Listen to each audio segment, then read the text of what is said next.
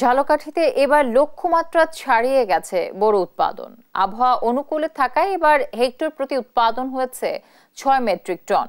আধুনিক যন্ত্রপাতির ব্যবহার বাড়ায় সহজেই ধান ঘরে তুলতে পারছেন কৃষকরা। তবে ধানের ন্যায্য দাম নিয়ে শঙ্কায় তারা।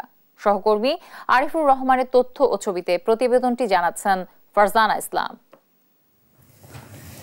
ঝালকাঠি জেলার বিস্তীর্ণ মাঠ জুড়ে এখন পাকা বোরো ধান। শ্রমিক আর আধুনিক যন্ত্রের মাধ্যমে চলছে ধান কাটা ও মাড়াইয়ের কাজ।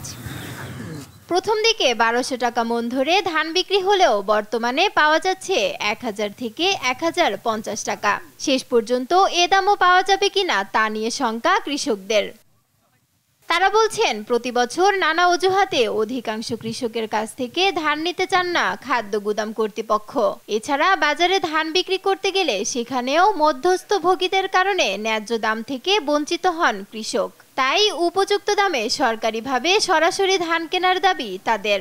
আমাকে ফলন আল্লাহর রহমতে খুব ভালো হয়েছে, দামটা একটু কম, একটু ভালো হইলে আমাকে কৃষক একটু ভালো হইতে। আমরা বাহিরের পাইকারের কাছে ধান বিক্রি করতে পারলে আমরা অনেক ১৫০-২০০ টাকা মন প্রতি বৃদ্ধি পাইতাম। পরামর্শ সাপেক্ষে যদি ধানটা সরকার সরাসরি নিত কিন্তু তাহলে আমরা কৃষকরা লাভবান হইতাম।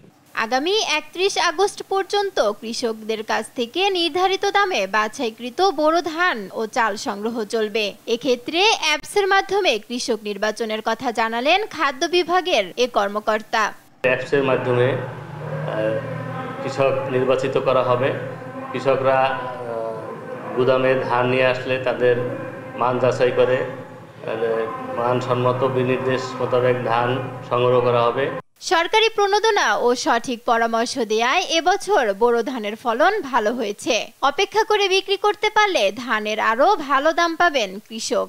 বোরো চাষ যেন নতুন নতুন আধুনিক জাত এবং প্রযুক্তি ব্যবহারের মাধ্যমে বোরো চাষকে টেকসই এবং অধিক ফলন উৎপাদন পাওয়ার কারণে কিন্তু কৃষক ভাইরা বোরো চাষে দিন দিন উৎসাহিত হয়ে উঠছে। এবছর জেলায় ১৩,৭৫০ হেক্টর জমিতে বোরোর আবাদ হয়েছে। ধানের উৎপাদন লক্ষ্যমাত্রা নির্ধারণ করা হয়েছে ৮২,৫০০ মেট্রিক টন। এ থেকে ৫৫,০০০ মেট্রিক টন চাল পাওয়া যাবে বলে মনে করছেন কৃষি সম্প্রসারণ অধিদপ্তর।